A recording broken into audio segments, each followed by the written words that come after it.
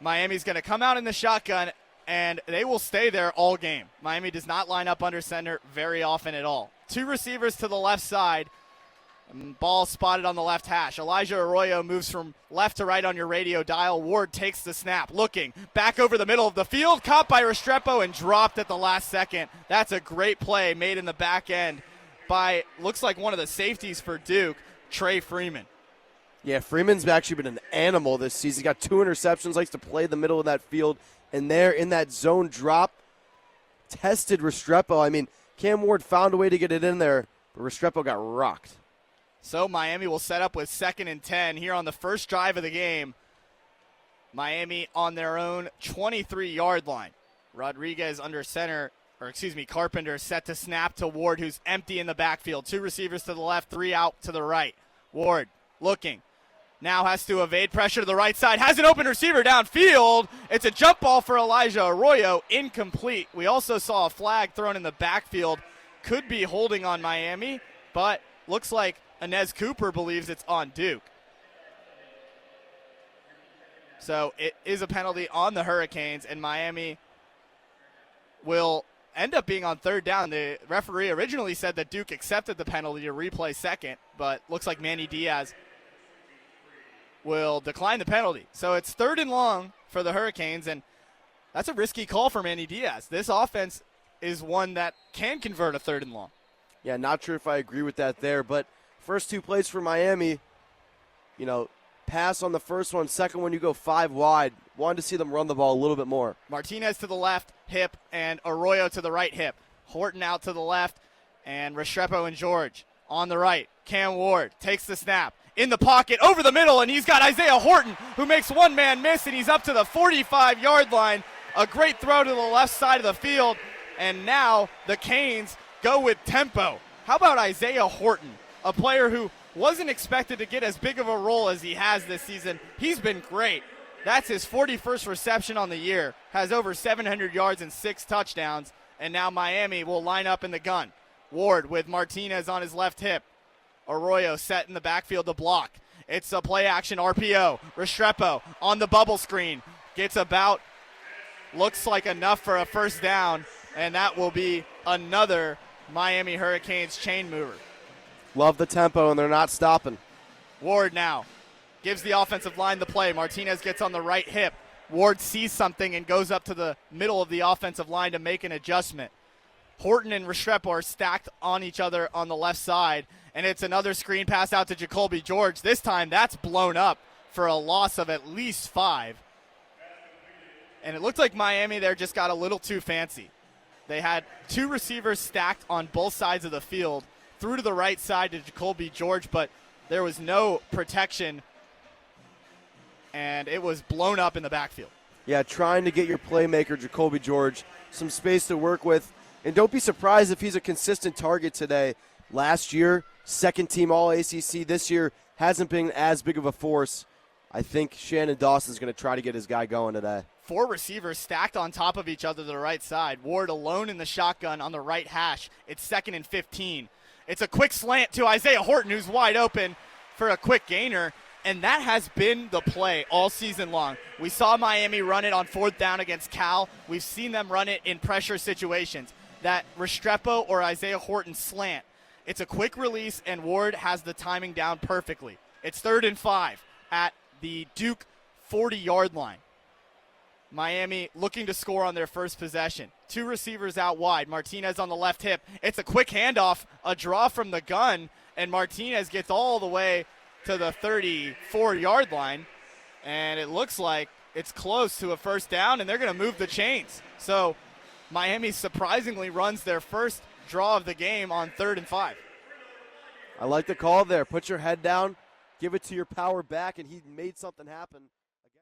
Tip-off here in New York City. It's won by Tennessee. Ziegler chases it to the right side of the court and now crosses the timeline to get things going.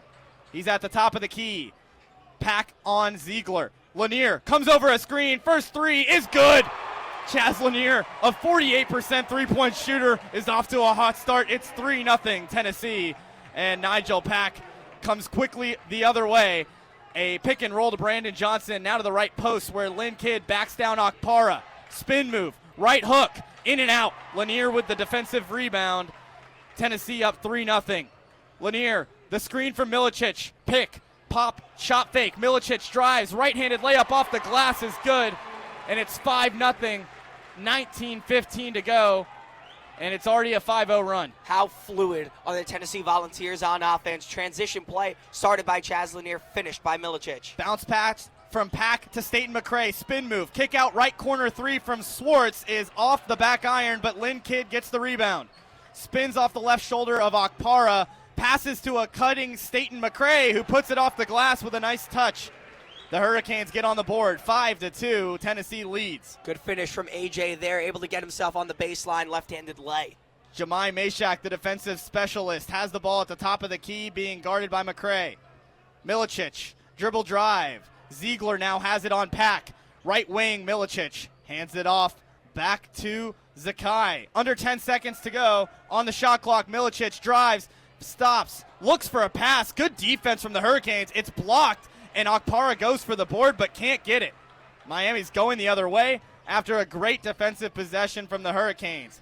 Pack over a screen, and Ziegler, with those constant defensive hands in the passing lane, tips the ball out of bounds, and it'll stay with the Hurricanes on the baseline. 18-11 to go in the first half. Miami down 5-2. Pack double teamed in the corner, has to throw it to Kidd, who gets it to Johnson at the top of the key. Over the screen goes Pack. Kick out left corner. Thought about it was Staten McRae. Takes a step back and turns it over. That pass was too high for Lynn Kidd in the low paint area. And Ziegler up top to Okpala, who can't handle it. Throws it away off the hands of Milicic, and it's a bad-looking turnover for Miami. They have numbers, but they'll pull it back. Pack with the pump fake. Right wing three is nothing but nylon. We're even at 5. After a great start for the Tennessee Volunteers, Miami has clawed their way back in over 2 minutes into this first half. And Zakai Ziegler will set up the Volunteer offense at the top of the key. And Lanier somehow gets open on the left corner, and it is tried and true. Chaz is already 2 for 2 from deep. 8-5. Go the Volunteers.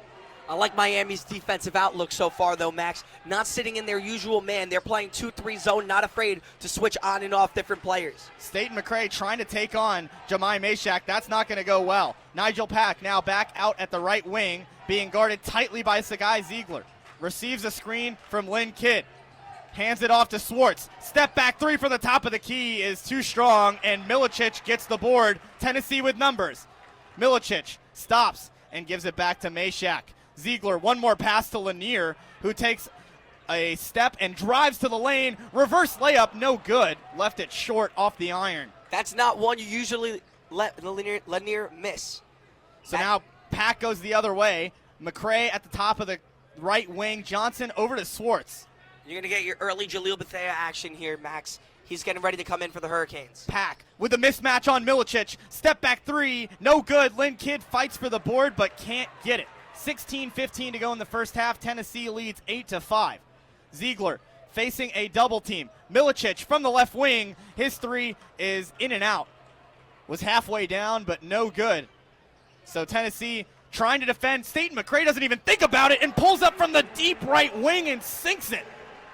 That was lightning strike fast for the Hurricanes. AJ from the MSG logo pull-up three. The Canes staying step for step with the Vols. It's 8-8. Chaz Lanier, the leading scorer for the Hurricanes, gets it to Zakai Ziegler. Back out to Mashak, who doesn't shoot many threes, but drills it from the left wing. And both teams are on fire offensively to start this game. Tennessee leads 11-8 with 15:30 to go in the first half. Next dead ball will be our first media timeout. The Canes have their first run of the season in the bottom of the second off of a Michael Torres RBI single. So we're set for the top of the third. My name is Max Keller alongside Gavin Bisho here on opening night at Mark Light Field. Nick Robert on the mound delivers the first pitch of the inning, and it's just a bit off the plate to the right side. It's going to be 8-9-1 due up for Niagara. Jacob Brooks, the shortstop at the plate. Righty-righty matchup as the second pitch is fouled off to the right side, out of play onto Ponce de Leon Boulevard.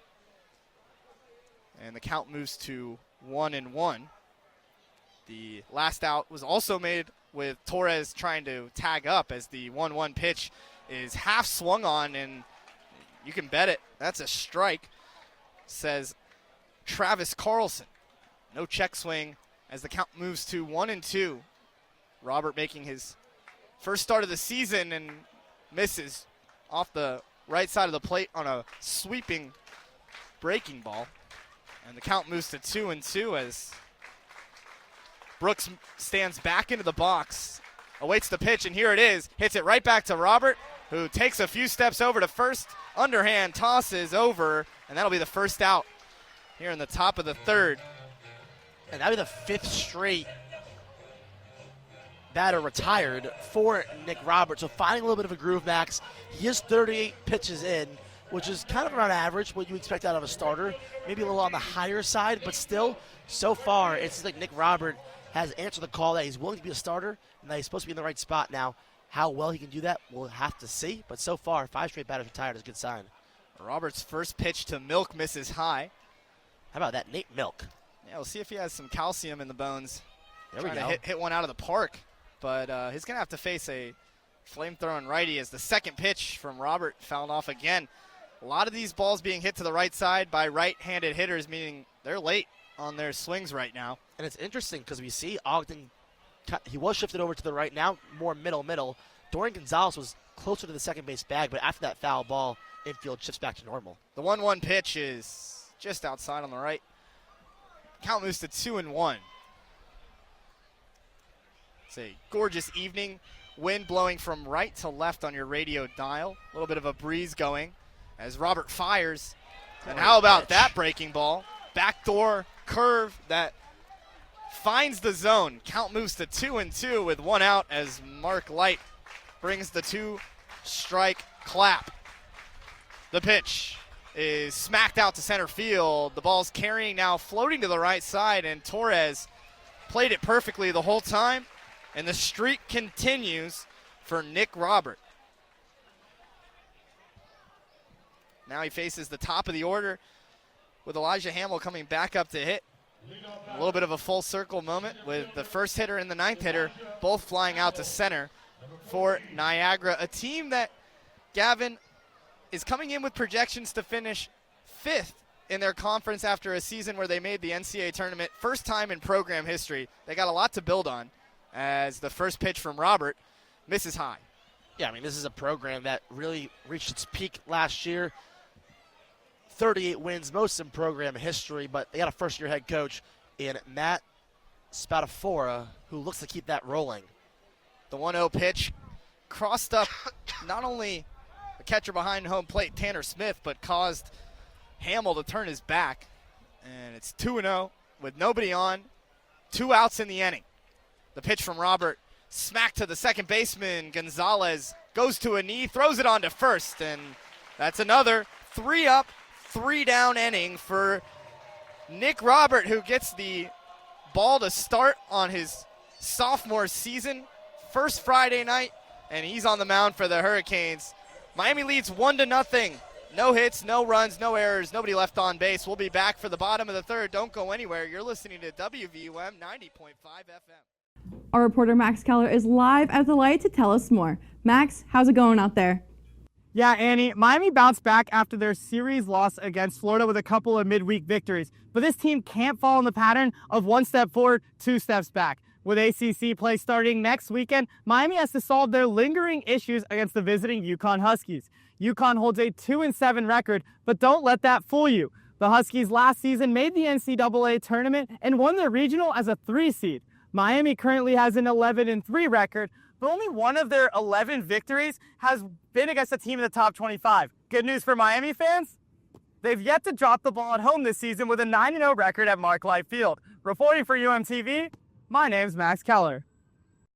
The coaches at FCC emphasize teamwork before anything else, teaching kids how to play selflessly and make the extra pass.